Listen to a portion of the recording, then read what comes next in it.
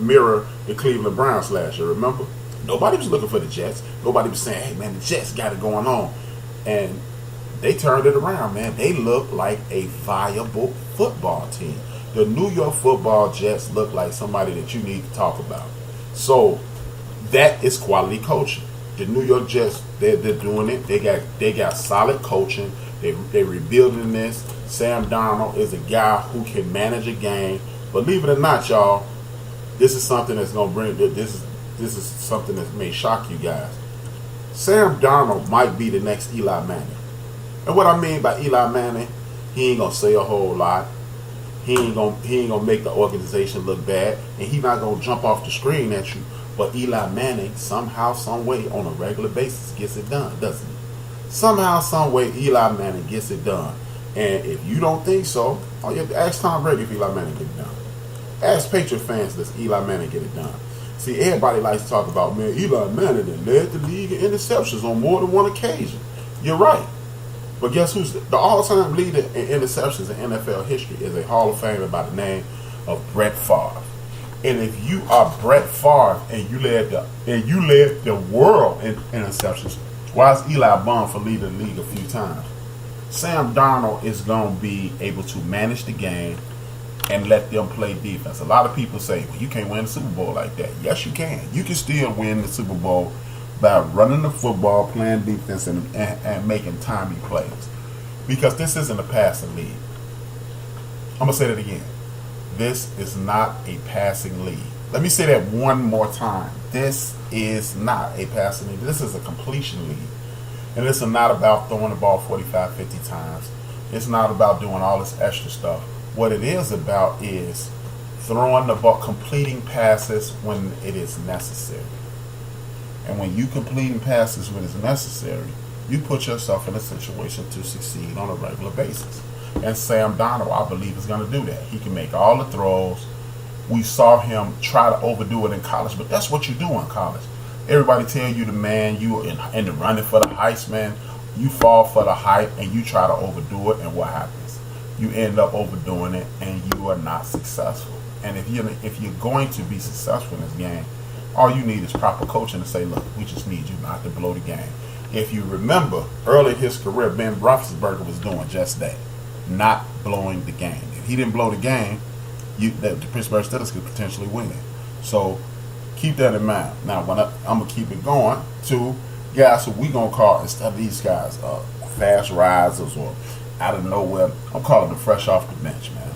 I'm calling them fresh off the bench. And fresh off the bench is the comeback player of the year. Is going to be offensive player of the year. Is going to be Dalvin Cook. The reason I'm saying Dalvin Cook, if he is not injured, I do believe he'd have been offensive rookie of the year last year. He took the league by storm. He's a person who can catch the ball out of the backfield. He can run. He can run over you. He can run by you, and he can shake you. This dude, they have a solid offensive line. They need a little improvement, but they are not going to put the ball in Kirk Cousins' hands to win the game. If this is the same Zimmerman that I believe he is, he's not going to put the ball in Kirk Cousins' hand to win the game. He's not going to do that. Trent Dilfer won a Super Bowl that way. Exactly. Trent Dilfer won a Super Bowl exactly the way I'm talking about it. Hey, Russell Wilson won a Super Bowl like that. Get you a very good running back, get you a quarterback that's not going to blow it, and get you a solid defense. Remember, the LOB started from ball control football. Hey, contrary to popular belief, Nick Foles won the Super Bowl because the Philadelphia Eagles ran the ball down the throats of the New England Patriots. To quote, I will quote him 1,000 times because he's never been wrong in regards to this. You run to win, you throw to score. Those are the facts. I don't want to hear anything about it. Let's fight. You know what? You can. And you know what? Hey, let me open up the lines, man. I'm going to open up the lines, the phone lines. If you're feeling froggish jump, the end of the bench phone number is 773-797-2409. That's 773-797-2409. But at the end of the day, you're looking at a situation where Dalvin Cook will be the comeback player, the offensive comeback player of the year. He's coming out of nowhere. Nobody's really paying attention to him. You're looking at all that money Kirk Cousins is going to spend over the next 3 years, $80 million. Talk to your boy, man. Can a brother get a loan? But I do believe that. Now, on the defensive side, coming out of nowhere, who finna take over the world. We all know it's a contract year. And when you playing on your contract year, look, they all got this money, and Donald, Aaron Rodgers, everybody getting their money. Khalil Mack, I'm gonna talk about that in a second. Woo! The Raiders wet the bed. And I'm gonna give you my take on who fault that is. But even though most people probably won't agree, I believe Mr. White Banana blew it. But we ain't gonna get into that now. I just believe Jadeveon Clowney. He was drafted with all these guys.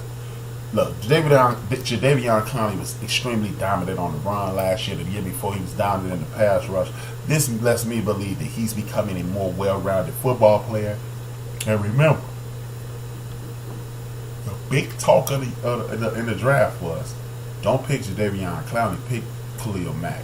Because when you pick Khalil Mack, he's already prepared. Jadeveon Clowney is just a raw talent. Well, you know what? He's taking that raw talent and used Romeo Crennel's football knowledge and turned himself into a real football player.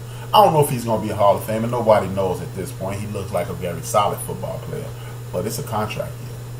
And I've yet to see many players not show up in contract years. And when it's a contract year, when you have the ability, the raw, uncut, butt-naked ability of a Jadeveon Clowney, who's been a very dominant player over the last 2 years, this is his breakout year. Watch out for Jadeveon Clowney. Now, it's a team that's fresh off the bench. They no longer going to be bench warmers with the rest of us on the end of the bench. Ready for this? Ready for this? Ready for this? Holla at your boy. It's going to be the Cleveland Browns, man. The Cleveland Browns will be the breakout team this year. I don't care what nobody say. See, I'm going to keep it funky with you like I always do. The reason I'm picking the Cleveland Browns is this. Football is the type of sport that you can turn a situation around in about 365 days. Sashi Brown had the Cleveland Browns on an upward tick. The reason I'm saying, how can they be on an upward tick and they were 0 for 16? This is how. As I've gone over this the last 3 shows, the Cleveland Browns, they were in 10-11 out of those 16 games. They only lost by 4 points. That means the people that Sashi Brown put in place, even though they were 0-16, were trending in the right direction. And when you're trending in the right direction, you have the opportunity to be successful. And when you're successful, all you need is time to mold that culture of success. See, it's easy to allow you to build something. I mean, it's easy. We want you to build something, and then when it doesn't go exactly the way you want, tear it down. That's the easy way in and the easy way out. Now, Sashi Brown, just like Mark Jackson, just like Doug Collins, and just like a myriad of other coaches, won't get the coaches and general managers won't get the credit for this. Like the dude in Philadelphia, he's not getting the credit, but I still don't think that's something he needs. He's not credit worthy in that particular situation, but he'll never get the credit that he deserves simply because you're looking at a situation where they lost and lost and lost. But now Sashi Brown was told that, hey man, you can lose, and then we gonna rally the troops around you when it's time to rally the troops. That never happened. Sashi Brown is terminated, and now the Cleveland Brown has another Stewart, but they're on the uptick. You got Greg Williams, one of the better defensive minds in the league. You got the first player picked in the draft, Myles Garrett. Myles Garrett is a force on the defensive line. Myles Garrett is ready to knock people's heads off as he turn the corner and blow up the spot. And most important, you have Todd Haley. Todd Haley is one of those coaches that we're going to talk about later in the show when we get on the topic of coaching versus culture. Coaching versus culture. And when you have one of the best defensive minds in the league, and we have one of the best offensive minds in the league, with a bunch of young talent to mold, all you're asking is everybody hold tight. We're going to blow up the spot. We're going to get it done, and it's going down. And that's what the Cleveland Browns are about to do. I'm not telling you the Cleveland Browns are going to be 12-4. No, I'm not. But see, what most people don't understand is the Cleveland Browns is in a tight division. That's going to be one of the best divisions in all of football, unless injuries do away with the Cleveland Browns and the other players. Look, you got the Baltimore Ravens stewarded about one of the best general managers in the history of the game. This is called the Bill Belichick section of the conversation. Just like everybody has a coaching tree, Bill Belichick has a team building tree, and Ozzie Newsome is on that tree. He's one of the leaves on that tree. He's one of the branches on that tree. Ozzie Newsome is using the Bill Belichick techniques to do this. That's why I believe when the Cleveland Browns will be coming back. The division that they're in is tough. Pittsburgh Steelers. We know the Pittsburgh Steelers are going to be good. That's without a doubt. That's every single solitary year that the Pittsburgh Steelers are going to be good. Now, the Baltimore Ravens, I do believe, will be solid this year. The Bengals will be better than anybody ever expected. The Cleveland Browns are in that mix. So when you got two teams on the uptick, you got one team that's solid and one team growing but will be solid. That's why you get the NFC North Division. And that's why I believe the Cleveland Browns will be fresh off the bench as the team to watch. Now, let's get into a little scuttlebug. Big Ben Roethlisberger. Big Ben Roethlisberger throughout his career has been the type of dude who consistently opens his mouth. Kaboom! What's good? What's up, Chief Rocker? What's good, baby? What's good, brother? Welcome aboard. Now, Ben Roethlisberger. At one point in my life, I was a big fan of Ben Roethlisberger. I was a Ben Roethlisberger apologist, and he don't really need apologists, but I was one of those dudes that Ben Roethlisberger was the man, and he cold-blooded like Rick James, and you defend Ben Roethlisberger because he had a little swag to him. I'm chilling, man. Thank you for joining in, brother. Thank you for joining in, Chief Rocker. Everybody, hey, Chief Rocker, dope show, man. Tune in with that brother. Follow him. If you're in the chat room and you dealing with me, you want to listen to Chief Rocker too. Holler at your boy. But Ben Roethlisberger is a whiner. We get the name. You get the name diva tossed around on a regular basis. Ben Roethlisberger is one of those divas that they need to be talking about. Because look, remember a couple years ago, AB was in the locker room, through the air, Facebook live feed up, and then he had the live feed and heard Mike Tomlin say, we got to go kick their ass in New England. Yeah, that's what every coach is saying in the locker room. So why is that a big story? But it's because I'm sick of the Mike Tomlinson dogging.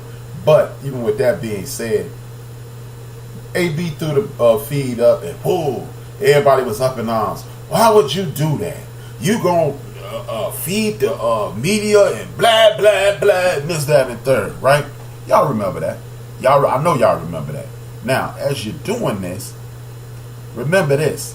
Earlier this week, Ben Roethlisberger, while the homie Le'Veon Bell is still in negotiation for a contract extension. Now, we know that negotiation is going. The chance of him getting it is slim and none is winning. I have to shower my ears. I have my ears on and taking a shower. My man, I appreciate. Hey, that's love. That's dope, man. That's dope. I appreciate that, man. You in the shower, listen to your boy, make me feel important. But yeah, you got Ben Roethlisberger talking about he's stepping up and saying that the homie, this dude, John Connor, is definitely the future of the franchise. What you've done unofficially, Ben, is kick Le'Veon Bell clean in his ass. You right, Chief Rocker. Bell should get paid. Bell should definitely get paid. And the fact that he ain't getting paid is a clown show. Now, Ben Roethlisberger, look, man. How would you have felt if Hines Ward or James Harrison or one of those big-time Steelers that was on the team would have stepped up and said, man, dude needs to stop going to jail raping chicks or getting hooked up in one of these rape charges. You wouldn't have liked that. So you sitting up telling the world that it's you're not saying it, but you're implying it may be time to move on from Le'Veon Bell instead of trying to maintain a cohesive locker room and keep as many weapons around you're always injured, choking when it counts ass. See, Big Ben, even though I am a fan and I was a bigger fan back in the day, Big Ben gets away with a lot. For example, last year against the Patriots, when he threw that critical interception in the end zone in the fourth quarter after driving them down to the one, what did Ben say? Instead of doing, when Aaron Rodgers does it, or if any of the bros did it, if they pointed the finger at somebody not making the right call, they'll still be talking about it on NFL Live. They'll still be implying that he's not a leader. And